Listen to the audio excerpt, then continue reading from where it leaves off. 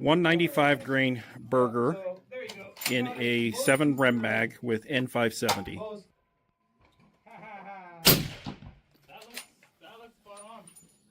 3056. Welcome back to another video. You guys been requesting this one for a while. So in today's video, we are going to do a deep dive into ideal powders for the 7mm Remington Magnum.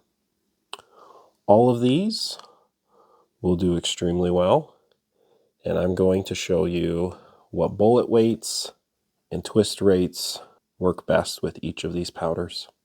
Hope you enjoy the video. All right, quick little history. 7 Rem Mag came out in 1962 with the Remington 700. Very successful cartridge and rifle. It is still probably one of the most popular 7mm, despite the 7 PRC really being hot right now. It's not going to dethrone the 7 Rem Mag anytime soon.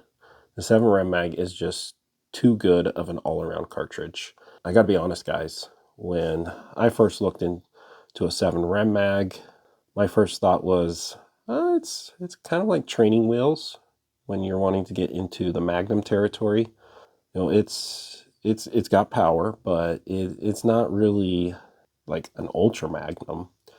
And what I'd always have done is compared, probably not a very good comparison, but I always compared it to my 300 Weatherby. And when you compare a 7 Mag with like a 140 grain bullet to a 300 Weatherby with a 180 grain bullet, they basically have the same velocity. So you can see that the 300 Weatherby is quite a bit bigger. If we shoot the same exact size bullets, the 300 Weatherby is just going to go much faster. So I always call it the Baby Magnum. In the last at least 10 years, rifle companies, custom, semi-custom, and now factory rifles are starting to come with fast twists in the 7 Rem Mag, and it has woken the cartridge up. But before we get into high BC bullets that need fast twists, let's just talk about, well, light bullets for the 7 Rem Mag, because a lot of the older rifles have 1 9.5 twists or 1 9 twists. And so let's just deep dive into what powders to use for a 140 grain class bullet, like this Barnes TTSX. These 3 powders are extremely good options. They're not the only options though, but if I had to, these are basically the 3 I would pick if I was loading a 140 grain bullet. So what kind of velocities could you get? We're gonna look at that. All right, let's pull up the handy dandy Gordon's reloading tool. We're going to use the 7 Rem Mag with a 26-inch barrel. We're only going to set it at like 3.300 inches. We're going to use that Barnes 140 TTSX. And we're going to use optimal powders. We're going to use Vitivori N160. And theoretically, with a 26-inch barrel, you're looking around 3275 feet per second, going up to 65,000 PSI. That's pretty darn good performance. Now, let's get this disclaimer out of the way. Some critics of GRT, and rightfully so, okay? Look, GRT is not the Bible of reloading, okay? It just gets things wrong sometimes. A lot of times it's right on, and this is why I use it so much. But some powders, it's really off. I don't know if you've noticed in my videos, I don't ever talk about retumbo in GRT. There's a reason. GRT just does not get retumbo right. And there's quite a few other powders it doesn't get right. So GRT is helpful, but it's not always right. Again, what we're looking for, why I'm using like IMR 4350 and H4350 and N160, why am I not using slower burning Magnum powders? What I'm looking for is 100% burnt propellant and a high load ratio. Now again, there's some gray area with this. GRT isn't always 100% right. You're just not going to go wrong using those 3 powders I mentioned for this 7 Rem Mag. What do I mean? You're going to find accuracy and a good amount of velocity. All right, let's get to the sweet spot. If you're just wanting to use 1 bullet for all of your hunting, you know, the 160 class grain bullets, that's just it. And there's obviously a lot of modern offerings like these cutting edge laser. These are 160 grain. However, you need a 1 8.5 twist for this one. The rifle that I use quite a bit on the channel has a 1 8 twist, so we're going to be testing these cutting edge soon. Back to the 160 grain bullets, okay? The one on the left, that's a 168 ABLR. Other bullets I'm thinking of, you could, if you have a fast twist, a 160 CX, you could also use a 160 AccuBond. I think that would be a great option. There's a lot of good 160 grain bullets to choose from. If I had to narrow it down just to 3 powders, this is it. N560, H4831SC, and IMR 7828 SSC.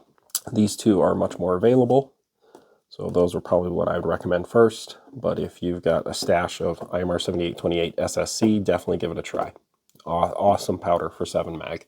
H4831SC, probably my favorite Hodgdon powder for magnums. It just works.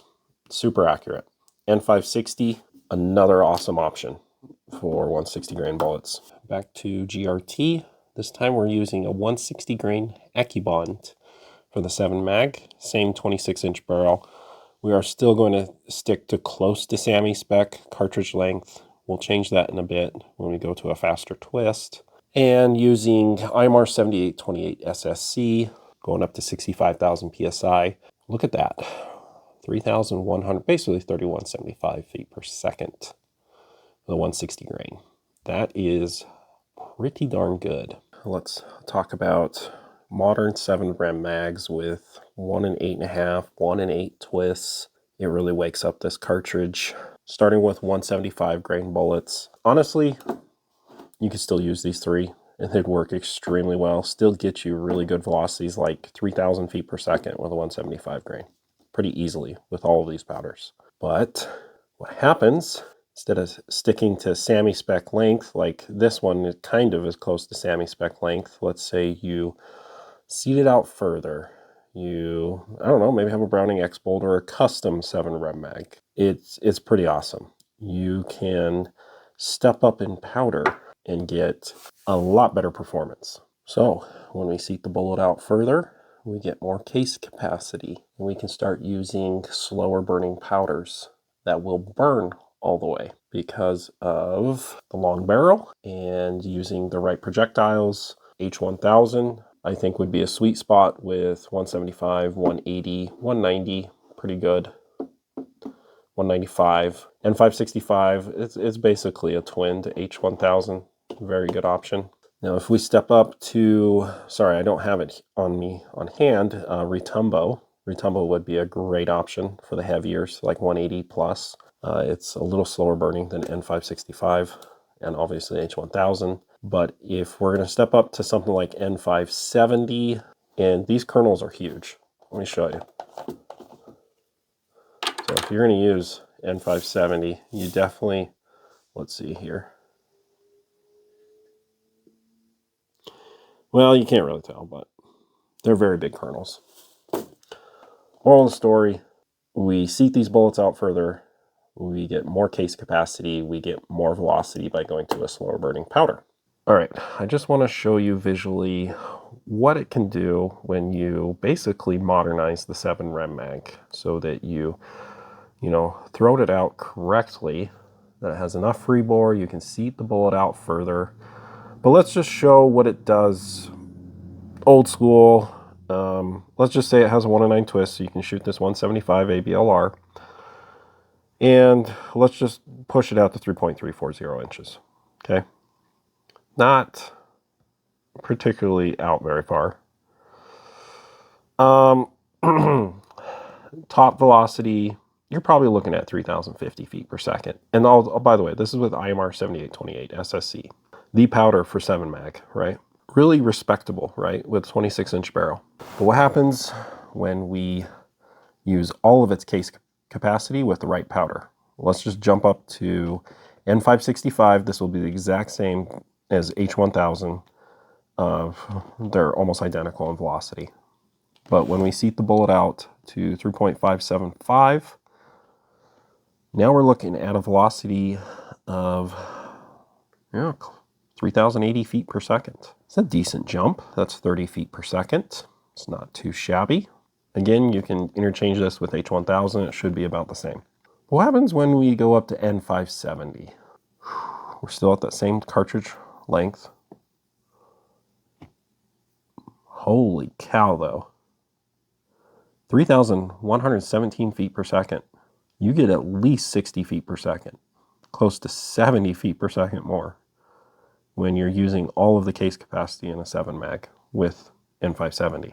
So if you can get all the powder to fit, N570 has some big kernels, whew, it is really good. In the beginning of the video, I said the 7 mag was kind of the training wheels Magnum or a Baby Magnum. However, using the proper barrel length with the proper powders to get its true potential, it's a serious powerhouse. And I can no longer call it a Baby Magnum. It is a legit Magnum that will be here for a long time. It's a darn good cartridge.